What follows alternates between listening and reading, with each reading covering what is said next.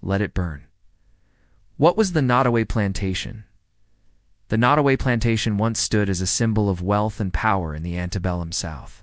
Though today, all that remains of it is a haunting reminder of the horrors of slavery.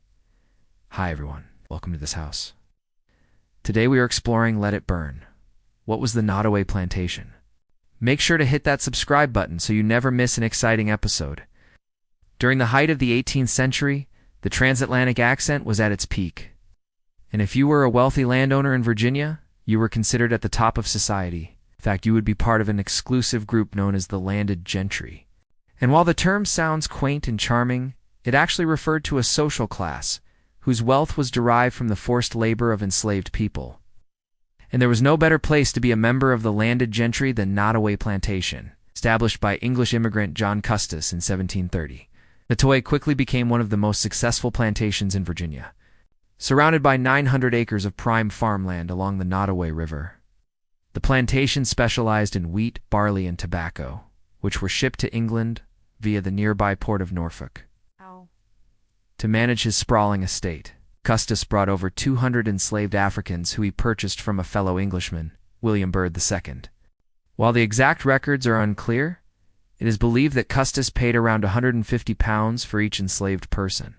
He then put them to work cultivating his land and processing his crops.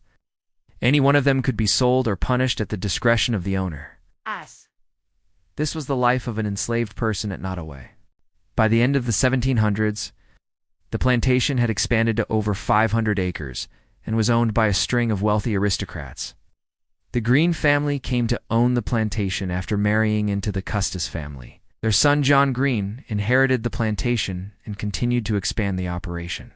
By 1860, the plantation was a sprawling 900 acres and was one of the largest. Slaveholders in the state, with 589 enslaved people living and working on the property. When the Civil War broke out, the enslaved people fled to safer grounds, hoping for freedom. However, the Green family profited from the sale of cotton and supplied the Confederacy with much-needed revenue.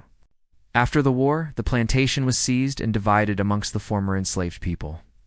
However, the federal government quickly reversed this decision and returned the land to the Green family.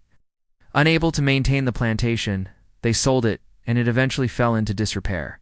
All that remains of the Nottoway Plantation today are the ruins of the main house, a heartbreaking reminder of the dark history of slavery in the United States. Thank you all for watching. I really hope that you enjoyed this video. Which room was your favorite? Let me know down below in the comments section. And while you're there, make sure to hit that subscribe button so you never miss an exciting episode. I would also like to take a moment to say a very special thank you to our supporters whose names you can see on screen right now. I'll see you next time.